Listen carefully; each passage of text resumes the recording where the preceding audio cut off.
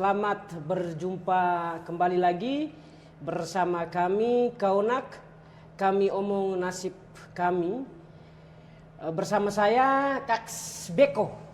Hari ini saya menggantikan posisi Dix Marsha yang biasa menemani para pembicara.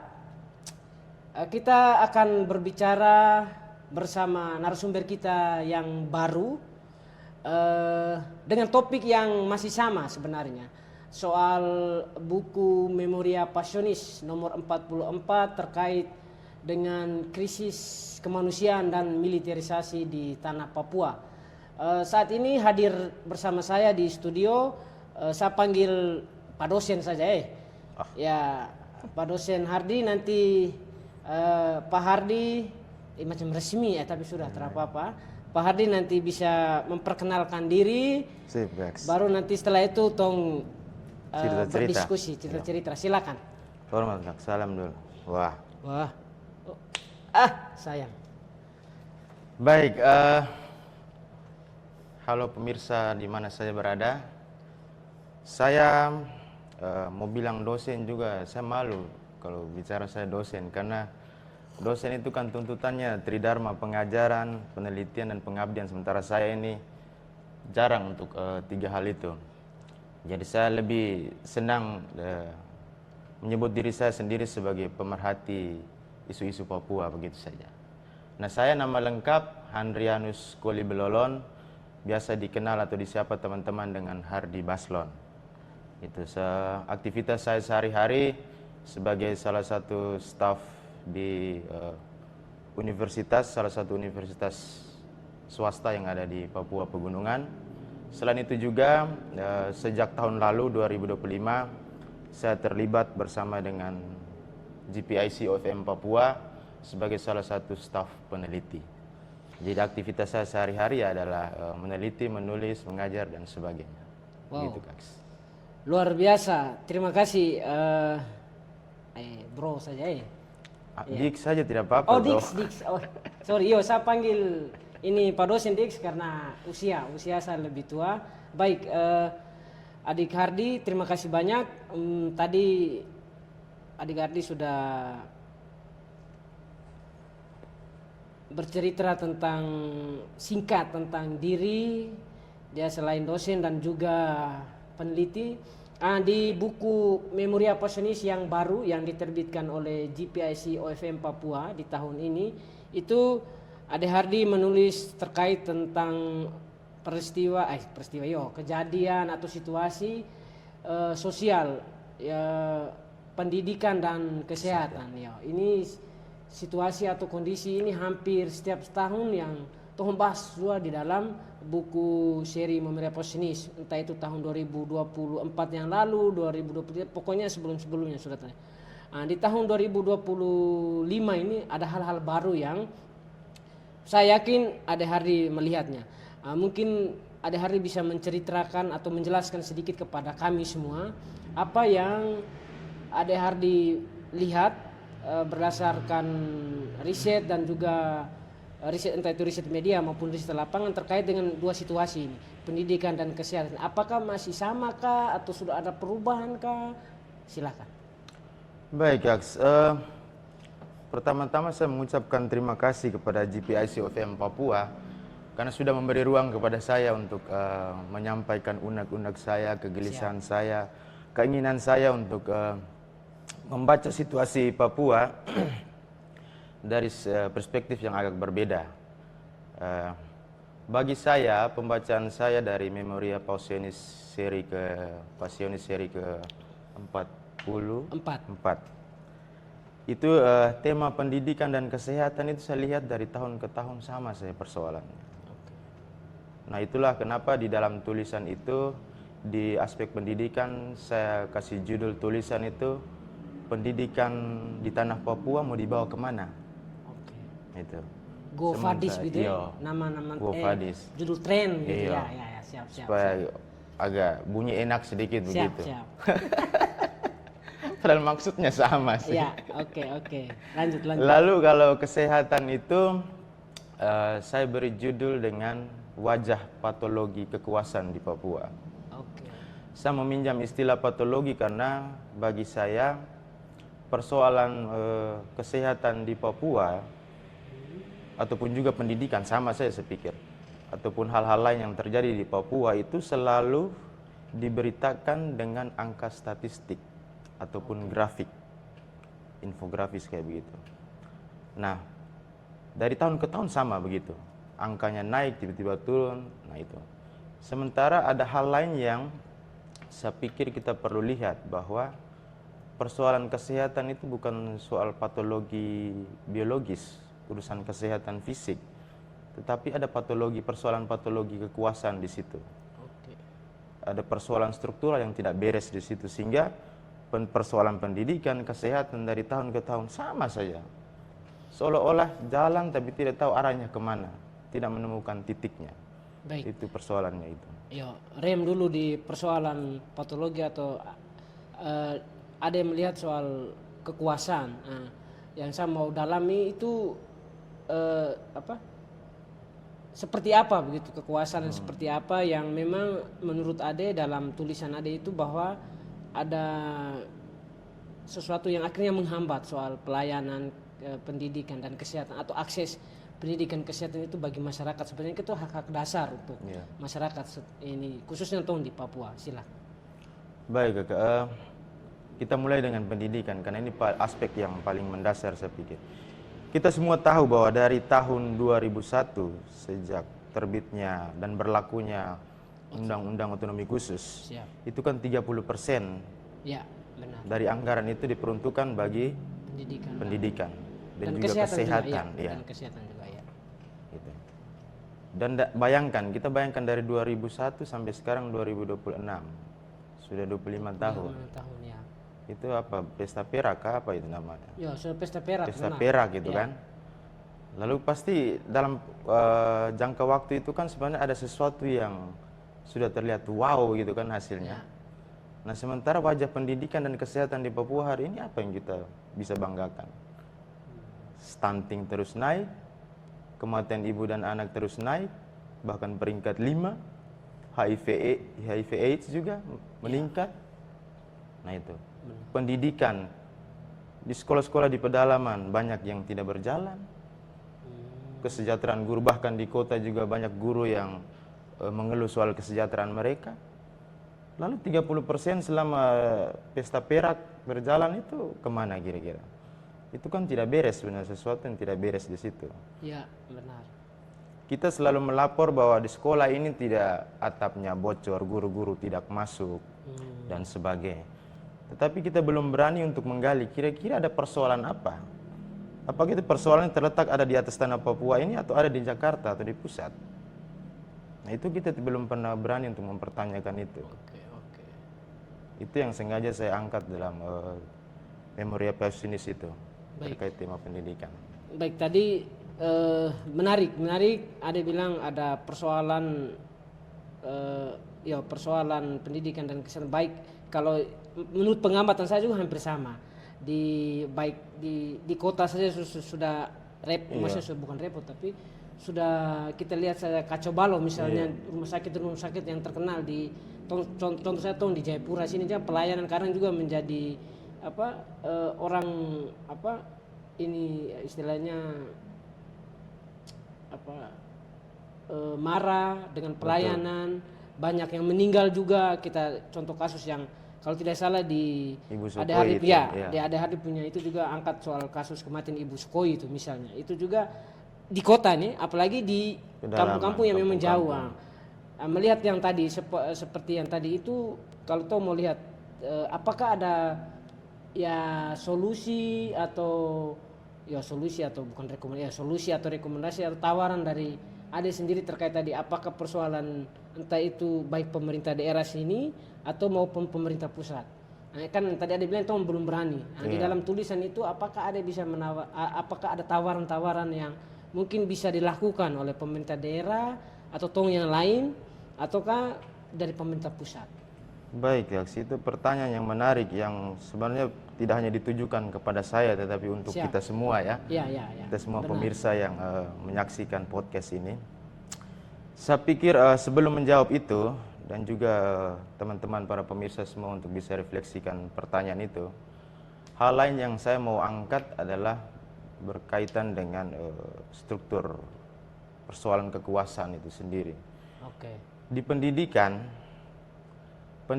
kita ini kan sebenarnya bukan mau menciptakan pelayanan pendidikan, akses layanan pendidikan yang merata untuk seluruh anak-anak bangsa. Tetapi pendidikan hari ini menjadi proyek untuk mendapatkan cuan. Itu yang masalahnya. Akhir-akhir ini kan MBG kayak begitu. Iya, benar. Bicara soal pendidikan harus makan, itu kan tidak nyambung. Siap.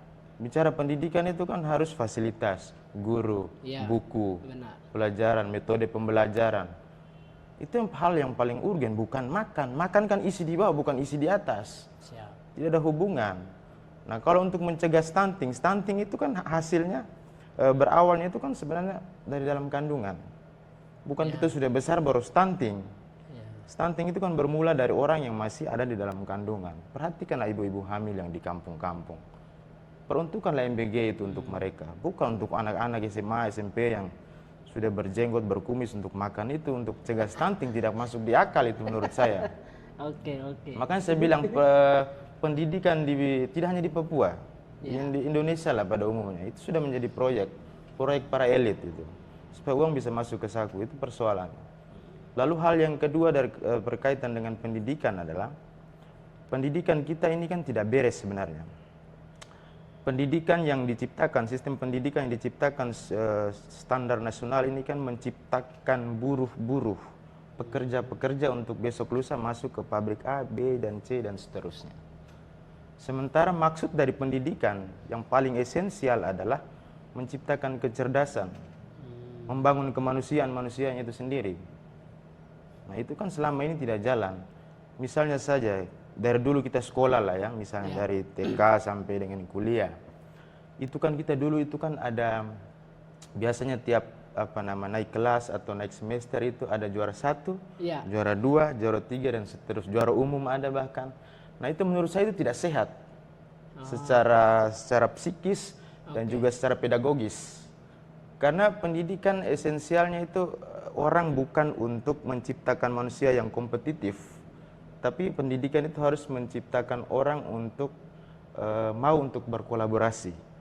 Nah, ketika ada sistem yang menamakan juara A, juara 1, juara 2, juara 3, dan seterusnya, itu akan menciptakan sistem di dalam diri seseorang untuk menjadi orang yang kompetitif, bukan orang yang mau merangkul, yang kolaboratif. Begitu juga sekolah-sekolah akan bersaing, saya akreditasi A, unggul dan sebagainya.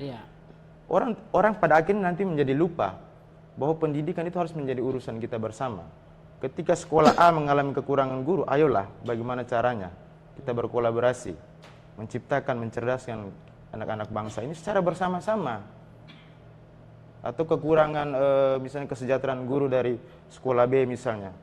Apakah dari sekolah-sekolah lain punya empati untuk bisa bersolidaritas untuk menyuarakan kesejahteraan guru-guru untuk semua atau tidak? Itu persoalan dari dasar, karena kita dari kecil sudah dibentuk untuk kompetitif. Saya harus masih maju nomor 1, yang lain ketinggal go, yang penting saya maju nomor 1 dulu. Sementara tidak dibentuk untuk menjadi pribadi yang kolaboratif, ajak kerjasama. Nah, itu persoalan pendidikan. Lalu pendidikan kita juga menjadi lemah karena tidak ada sistem atau kurikulum yang membentuk critical thinking, berpikir kritisnya itu tidak ada. Jadi guru bicara A ya ikut A itu sudah. Misalnya 1 tambah 1, 2. 2 tambah 2, 4. 1 kali 1, 1. 2 kali 2, 4. Beda dengan 3. 3 tambah 3, 6. 3 kali 3, 9. Kenapa berbeda? 1 tambah 1, 1 tambah 1, 2. 1 kali 1, 1. Sementara 2 tambah 2, 4. 2 kali 2, 4. Kenapa beda? Nah, itu kan harusnya itu dilatih dari kecil, sudah harus mulai kritis. Iya kan? 1 tambah 1 sama, lalu kenapa 2 tambah 2 beda dengan 2 kali 2? Nah, itu hal-hal kritis. Nanti guru-guru eksakta dong bilang. Itu yang maksud saya, bahwa hal-hal begitu kan harus dijelaskan. Oke. Harus dijelaskan toh. Hmm. Karena semua perspektif, semua ilmu pengetahuan punya perspektif yang berbeda. Itu yang harus dijelaskan. Siap. Gitu. Itu persoalan-persoalan itu yang tidak ada, sehingga hari ini menimbulkan manusia-manusia yang apatis. Siap. Orang lain melihat situasi Papua hari ini biasa-biasa saja. Otsus itu kan sebenarnya membuat orang Papua menjadi sejahtera. Tapi kalau orang tidak menghidup pemikiran kritis di dalam dunia pendidikan, orang tidak akan mampu untuk melihat sisi negatif dari otsus itu. Itu yang menjadi hilang. Siap. Itu pendidikan. Itu pendidikan. Sepanjang. Sekarang kesehatan bagaimana? Kalau kesehatan juga saya pikir itu punya korelasi dengan kesehatan ya.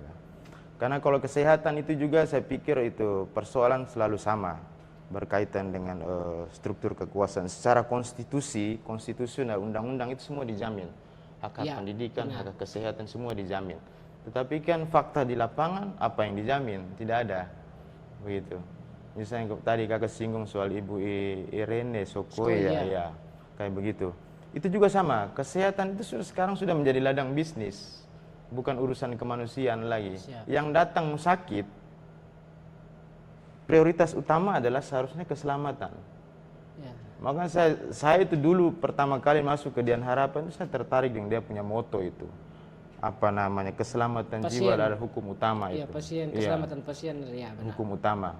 Nah, itu berarti kalau kita terjemahkan itu dalam praksisnya, itu berarti orang datang, jangan kau minta administrasinya dulu. Selamatkan dulu nyawanya. Iya, benar. Iya kan? Iya, sepakat. Tetapi yang terjadi di hari ini, datang mana KTP, mana BPJS, bayar dulu di kasir dan sebagainya, baru kami proses. Sementara kan undang-undang sudah mengakui itu, bahwa kesehatan itu menjadi hak semua warga negara. Yang diutamakan itu adalah kesehatan nyawa orang, bukan duitnya. Itu juga sama. Begitu juga dengan persoalan-persoalan lain. Lalu persoalan kesehatan ini juga kan ada banyak sebenarnya. Malaria, HIV, AIDS, dan sebagainya. Kematian ibu dan anak seperti tadi Ibu Sokoy tadi. Kalau malaria, itu saya kalau bicara soal malaria ini, sapu otak tuh langsung larinya ke ekosida. Yang di hari ini terjadi deforestasi besar-besaran di atas tanah Papua. Saya pikir itu malaria juga salah satu hasil imbas dari deforestasi sebenarnya. Karena itu kan kalau nyamuk lari tuh, dia mau tinggal di mana lagi? Aduh, saya ke rumah dong tebang, jadi saya ke kota Spanggal situ saya cari makan dulu. Siap. Nah begitu kan akan secara otomatis ketika menciptakan perusahaan masuk lalu menciptakan kubangan-kubangan baru, itu kan nyamuk paling suka barang-barang begitu. Siap. Ini saya baru terpikirkan ini ide ini. Iya benar. Tidak ada korelasi yang tadi ada bilang hutan babat, malaria ini kan orang jarang pikir ini. Iya. Padahal ini memang benar yang terjadi. Betul. Luar biasa. Oke, lanjut. Lalu kan selain deforestasi, persoalan berikut adalah sampah. Ya. Lihat saya kota Jayapura ini, sampah tumpuk di mana-mana, sungguh mati. Nah itu kan tempat tinggalnya nyamuk gitu. Ya. Pertanyaannya tata kelola kotanya bagaimana? Itu juga, itu jadi persoalan besar untuk urusan kesehatan di atas tanah ini. Benar. Itu terkait dengan malaria. Kalau terkait HIV/AIDS ini saya punya kegelisahan tersendiri.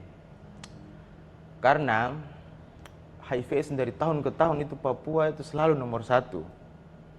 Itu persoalannya dari grafik laporan statistiknya. Itu persoalan menurut saya. Karena ada potensi rasialisasi endemik. Itu maksudnya begini. Ketika grafik atau laporan statistik yang menunjukkan bahwa orang yang terkena HIV/AIDS itu misalnya 90% OAP. Oke. Itu diserui laporan dari Jubi kalau tidak salah. Yang saya pakai juga di Memoria Passionis ini. Itu 90% dari seruinya ya, 90%-nya itu OAP. Nah, jika setiap tahun hal yang sama terjadi, maka berpotensi untuk membentuk opini publik bahwa ketika orang membincangkan HIV/AIDS, rujukannya orang Papua. Oke. Itu kan sudah rasis sebenarnya. rasis itu, jadi saya berpikir bahwa rasis itu orang tidak lagi berpikir bahwa kau hitam, keriting dan sebagainya. Tetapi sudah masuk Bisa ke persoalan masuk, kesehatan ya. sudah mulai rasis. Persoalan kebutuhan-kebutuhan dasar. Ya. Iya. Siap. Selain kita demo menuntut kita punya hak-hak, disebut makar dan sebagainya. Tetapi ini persoalan kayak begini, HIV AIDS ini. Kalau tidak dibaca secara kritis, orang akan memandang bahwa HIV AIDS itu berarti secara rasisnya orang itu akan stigma buruknya itu akan melekat seperti itu. Itu Berarti- kegelisahan saya seperti itu. Berarti harapan besar yang begitu untuk menghilangkan stigma itu berarti sarannya ke kita yang anak muda orang asli Papua itu bagaimana? Maksudnya supaya Oke. bisa berkurang. Kalau saya pikir HIV AIDS ini punya korelasi dengan apa namanya dari Pak Torlian punya soal Narkoba. narkotika ya. Iya. Itu punya korelasi. Jadi saya pikir itu punya korelasi. Kalau untuk itu ya persoalan di Papua ini sangat kompleks, Kaks. Jadi itu kita tidak bisa serta-merta melimpahkan semua persoalan itu kepada person tertentu atau institusi tertentu, tapi ini menjadi gerakan kolektif. Oke. Seharusnya menjadi gerakan kolektif. Tapi sebelum itu satu hal lagi yang saya mau singgung terkait dengan kesehatan persoalannya, ya masih kaitan dengan HIV AIDS itu adalah peredaran minuman beralkohol ini, Oh, oke. miras ini, lalu menciptakan jambret dan lain sebagainya. Itu sebenarnya apa ya, kegelisahan saya itu terkait dengan hilangnya ruang ekspresi bagi orang muda di atas tanah ini. Satu-satu hiburan di atas tanah ini adalah Persipura. Di luar Persipura adalah mabuk. Itu persoalannya. Bahaya juga ini. Makanya makanya munculnya DOB baru ini. Di satu sisi saya berpikir ada positifnya, bahwa dia akan menciptakan ruang baru untuk generasi-generasi muda ini supaya punya kesibukan lah untuk mengembangkan kreativitasnya dari Iya. seni, olahraga dan Olahraga, sebagainya iya, kan. saya sepakat itu. Tetapi hari ini kita lihat Iya, yang maju di DOB ini yang Benar, afker semua umur yang ruang-ruang seni sedikit-sedikit itu lagi. Saya sepakat ruang-ruang seni, sorry saya potong. Memang ruang-ruang seni saya lihat juga pemerintah tidak menyediakan. Sebenarnya itu kan pemerintah sudah menyediakan ruang-ruang Iya. seni supaya ini orang muda bisa mengekspresikan entah itu lukis, menyanyi atau apapun itu di situ supaya hal-hal positif yang ada dalam diri. Baik, ini tong bicara tapi nanti waktu juga jalan. Oke, siap. Saya sangat menarik sekali soal tadi pendidikan harus bukan soal kompetitif tapi soal kolaborasi. Ya, itu lebih bagus. Nah, sekarang mungkin yang terakhir untuk Ade sendiri pasti akan banyak tong bahas ini pendidikan Banyak kesehatan. sekali. Sebenarnya saya mau tanya lagi soal bagaimana pendidikan dan kesehatan di wilayah-wilayah konflik. Mungkin 1-2 kalimat saja Kak, bagaimana ada melihat pendidikan dan kesehatan yang tidak berjalan. Kalau bagi saya sendiri melihat bahwa itu juga suatu dampak dari konflik. Bagaimana ada melihatnya? Betul. Saya pikir konflik bersenjata terutama militerisasi Ya. ini sangat berdampak besar terhadap jalannya pendidikan, akses terhadap pendidikan dan juga layanan kesehatan di atas tanah ini.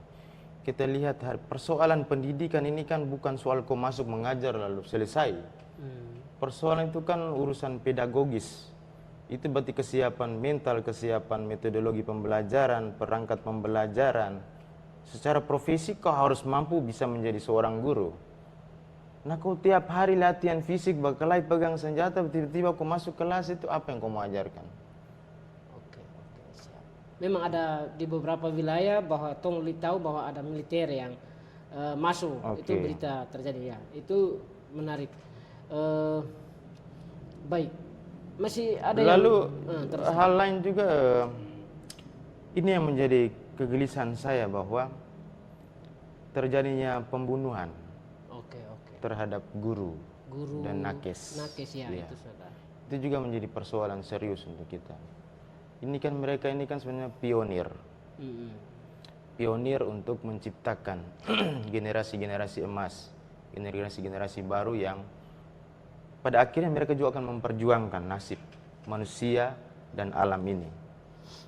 Lalu kalau gurunya tidak ada, mau bagaimana? Ya kan?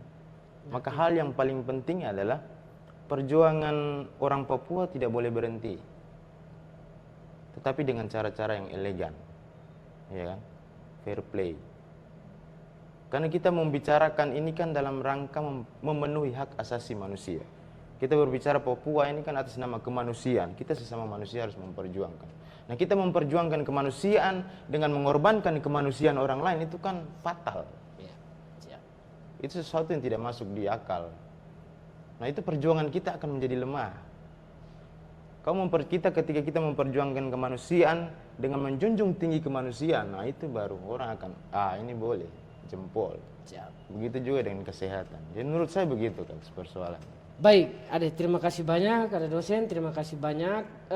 Terakhir, mungkin tren bahasa kerennya itu close statement kah? Oh, mungkin closing statement. satu dua kalimat kah untuk terkait dengan pendidikan dan kesehatan, entah itu untuk tong semua, maksudnya usaha apa yang tong, silakan. Baik, closing ini Kameranya saya harus closing pakai apa ya? Closing statement, oke, baik. Saya teringat dengan salah satu penulis Mesir yang namanya Nawal El-Saadawi. Dia punya novel yang paling terkenal itu Woman at Point Zero atau Perempuan di Titik Nol. Itu dia mengatakan begini. Dalam konteks pendidikan maupun juga saya pikir itu relevan dengan kesehatan. Bahwa apa yang harus kita lakukan untuk pendidikan dan kesehatan hari ini. Satu hal yang menurut saya menarik dari dia punya isi pernyataan adalah tidak melakukan apa yang sudah dilakukan oleh sekolah-sekolah itu dalam konteks pendidikan. Dan juga di dalam konteks kesehatan, tidak melakukan apa yang sudah dilakukan oleh orang yang mengurus kesehatan hari ini. Artinya bahwa ada sesuatu yang salah di dunia pendidikan maupun di dunia kesehatan. Kita jangan lakukan itu, cari hal lain. Yang dalam rangka adalah pemenuhan unsur layanan pendidikan dan maupun kesehatan. Itu yang bagi saya hal yang paling penting hari ini adalah itu. Tidak boleh lagi yang mengulang hal kesalahan yang sama, sehingga statistik angka yang dari tahun ke tahun yang di BPS terbitkan itu tidak lagi muncul, karena kita sudah menggantikan, mereposisi dengan hal-hal lain yang baru. Sehingga, dan ini menjadi persoalan besar, karena persoalan kompleks, jadi ini menjadi tanggung jawab kita semua.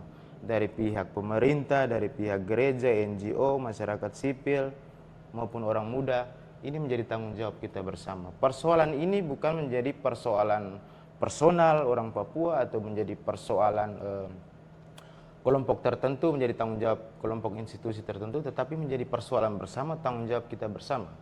Kita perlu bersolidaritas, berkolaborasi untuk menciptakan perubahan di atas tanah ini.